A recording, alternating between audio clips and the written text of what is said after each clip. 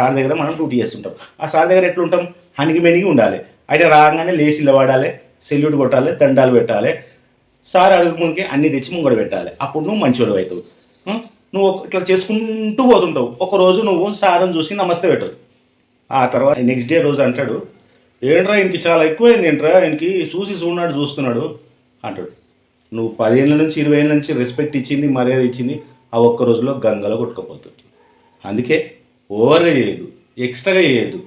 మన డ్యూటీ ఏందో మనం చేసుకోవాలి. సార్ ఆకట్టుకోవాలి, మనను మంచోడు అనాలి.